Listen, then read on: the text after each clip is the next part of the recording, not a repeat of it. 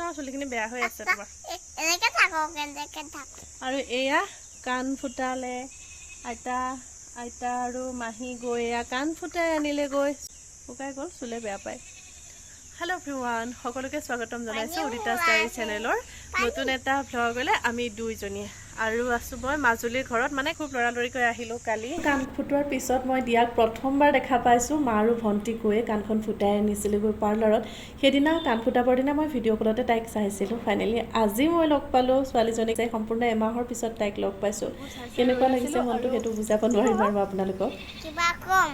সেইকাৰণে পটককৈ ভাবিলোঁ যে ভ্লগ এটা বনাই দিওঁ। আৰু মই বাহিৰত বহি আছিলোঁ, ফুলবোৰ চাই আছিলোঁ। মায়ে ইমানখিনি ফুল লগাইছে নহয়, মই আপোনালোকক বতৰটো ইয়াত খুবেই বেয়া। ঘপককৈ বৰষুণ দি দিলে। ভ্লগটো আৰম্ভ কৰোঁতে ইয়াত বৰষুণ চিপকৈ আহি গ'ল। ভিতৰলৈ গুচি গৈছিলোঁ আৰু এতিয়া আকৌ ফুলবিলাকৰ ওচৰলৈ আহিছোঁ। মই দেখুৱাম আপোনালোকক, আপোনালোকক বেক কেমেৰা কৰি লওঁ। এইকেইজোপা চাওকচোন, ইমান ধুনীয়া লাগিছে। এনেকৈ 5 জোপামান লাইন কৰি দি দিছে।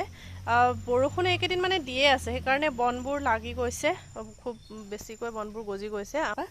এতিয়া এপাহে ধুনীয়াকৈ আছে আৰু এইখিনি মানে বৰষুণ পৰি পৰি কিবা গেলি যোৱাৰ নিচিনাকৈ হৈছে। আৰু এনেকৈ আমাৰ বন ৰখোৱা আছে আমাৰ চোতালখনত, খুব ভাল লাগে খোজকাঢ়ি। আবেলি আমি ইয়াতে আগতে সৰুতে বেডমিণ্টন খেলিছিলোঁ আৰু ইয়াতে আমি খেলা ধূলাবিলাক কৰি থাকোঁ বনত, বহুত ভাল লাগে। আৰু এয়া মায়ে মোৰ কাৰণে লগাইছে, এইবাৰ লৈ যাম, এইজোপা নিম। আৰু টাবত কিছুমান লগাই থৈছে, ইয়াৰে যিকোনো আৰু চিলেক্ট কৰি লৈ গ'লেই হ'ল।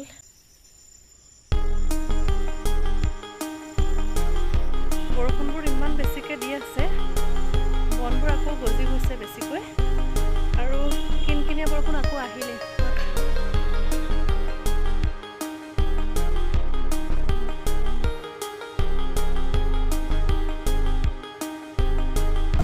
আমি খুব আহিছোঁ নে এতিয়া? আইচক্ৰীম খাবলৈ আহিছোঁ। আইচক্ৰীম খামনে আমি? আমি চব আহিছোঁ। চাকত পিন্ধাই দিলা নে?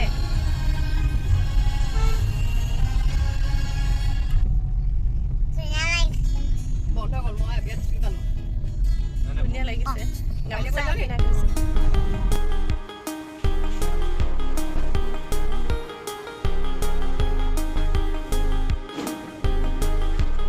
কফি আৰু বাৰ্গাৰকে খাই ল'লোঁ আমি। ঘৰত ভাত খাই আহিছিলোঁ, সেইকাৰণে বেলেগ একো খাই থকা নাই। আৰু ফাষ্টফুডবোৰ আজিকালি অকণমান এভইড কৰিবলৈও যত্ন কৰিছোঁ। আৰু দিয়া এইফালে ঘূৰি ফুৰিছে, মুকলি ৰাস্তা পাইছে, তাই ঘূৰি ফুৰিছে। গৰমৰ পৰা আহি কমলাবাৰী দৰিয়া দলঙৰ ওপৰতে অকণমান ৰ'লোঁ। আবেলি সময়খিনিত ইয়াতে মানে বিৰাট ধুনীয়া লাগে, চাৰিওফালে সেউজীয়া। আৰু তাৰপিছতে সোমালোঁ জেঠাইৰ ঘৰত। আৰু জেঠাইৰ ঘৰত সোমাই যে আমি কিমান কি নহয় আড্ডা মাৰি থাকোঁ। আৰু ইহঁত দুটা লগ খালে কিবা এটা নহয় কিবা এটা গুণগুণাই, চ' সেইটো শ্বেয়াৰ কৰি দিলোঁ। আচলতে ফ্ৰেণ্ডছ, বহুত দিনেই হ'ল মই আপোনালোকৰ লগত কানেক্ট হ'ব পৰা নাছিলোঁ, ভ্লগ বা ভিডিঅ' একো শ্বেয়াৰ কৰা নাছিলোঁ। সেয়েহে ভাবিলোঁ এটা ডেইলি ভ্লগ টাইপ শ্বেয়াৰ কৰোঁ আপোনালোকৰ লগত, সেয়েহে এই ভিডিঅ'টো লৈ আহিছোঁ। আৰু ঘৰ আহি পাই এয়া দিয়া মা আৰু দেউতাৰ কথা আৰম্ভ হৈ গ'ল।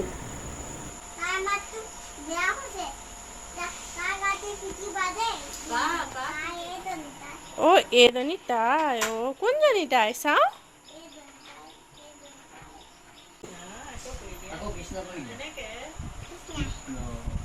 ভৰিখন নমাই লোৱা।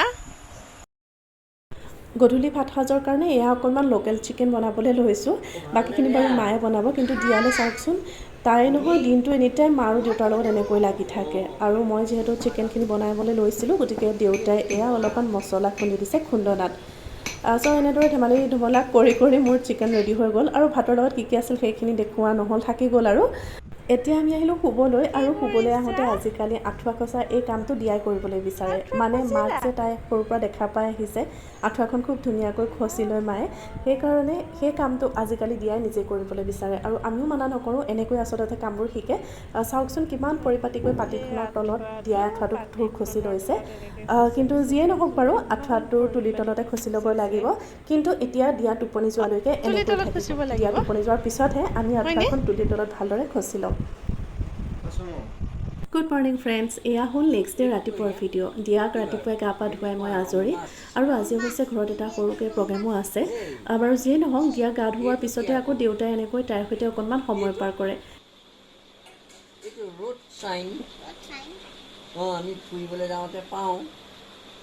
যিসকল ভিউৱাৰ আছে আগৰ পৰা মোৰ ভিডিঅ' চাই আছে, আপোনালোকেতো জানেই দিয়া মা দেউতাৰ সৈতে থাকে। এই সময়খিনিত মই বা মোৰ হাজবেণ্ডে মাক দেউতাক হিচাপে দিয়াক যিখিনি প্ৰতিপাল কৰিব লাগিছিল বা সময় দিব লাগিছিল সেইখিনি আমি একেবাৰেই দিব নোৱাৰিলোঁ আৰু আমাৰ ঠাইত সেইখিনি দায়িত্ব বা কৰ্তব্য পালন কৰি আছে সম্পূৰ্ণকৈ কাণ পাতি লৈছে মোৰ মা আৰু দেউতাই নিজৰ মাক দেউতাকৰ সমান কোনোৱে হ'ব নোৱাৰে নিজৰ তিনিটাকৈ সন্তান সম্পূৰ্ণকৈ নিজৰ ভৰিৰ ওপৰত থিয় হৈ এষ্টাব্লিছ হ'ব পৰাকৈ ডাঙৰ কৰাৰ পিছত আকৌ এতিয়া নাতিনীয়েকৰো দায়িত্ব পালন কৰি আছে আৰু কিছুমান কথা শ্বেয়াৰ কৰিবলৈ মন গ'লেও থাকি যায় যদি আপোনালোকৰ কিবা জানিবলৈ ইচ্ছা যায় তেনেহ'লে মোক নিশ্চয় কুৱেশ্যন কৰিব পাৰে মই সেইখিনি উত্তৰ নিশ্চয় কৰি দিম আপোনালোকৰ লগত আৰু যদি সাধাৰণভাৱে ক'বলৈ যাওঁ তেনেহ'লে ক'ব পাৰোঁ যে দিয়াই তাইৰ জীৱনৰ এই সময়খিনি খুব সুন্দৰকৈ এটা ধুনীয়া পৰিৱেশৰ মাজত নিজৰ ককা আইতাকৰ লগত পাৰ কৰিব পাৰিছে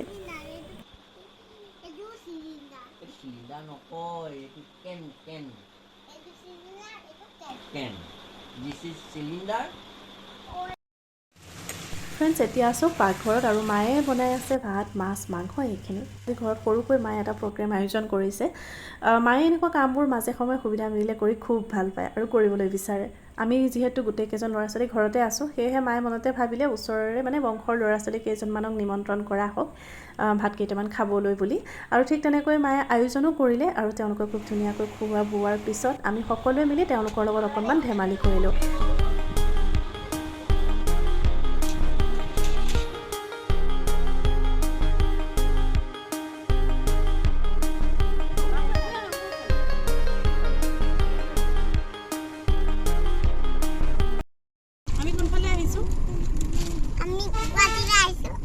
গুৱাহাটীলৈ নাই আমি চামগুৰিলৈ আহিছোঁ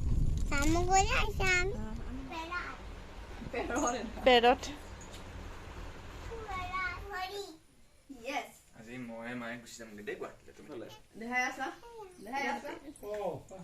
চামগুৰি সত্ৰৰ পৰা আহিলোঁ কিন্তু আকৌ বৰষুণ দি আছে বনগাঁৱতে কাম এটা আছে সেইকাৰণে নামিছোঁ ইয়াৰ পৰা কামটো কৰি আকৌ ঘৰ যামগৈ আৰু আজি যিহেতু গৈ আছোঁ গুৱাহাটী গতিকে সোনকালে ঘৰো যাবগৈ লাগে আৰু আমাৰ বাছখন আছে আজি 6:30 সন্ধ্যা 6:30 আছে অনুকল আজি মই যামগৈ ন আজি মই যামগৈ তেতিয়া যাবগৈ তোমাক আকৌ লৈ যামগৈ নেযাবা তুমি কালি নেযাবা তুমি কালি জুলাইত আকৌ আহিম আমি হৰি ওচৰলৈ যাম সেইখন পিন্ধিলোঁ মই দেখিছোঁ তুমি মোৰতো নাই তুমি দিয়া নাই মোকো দিবা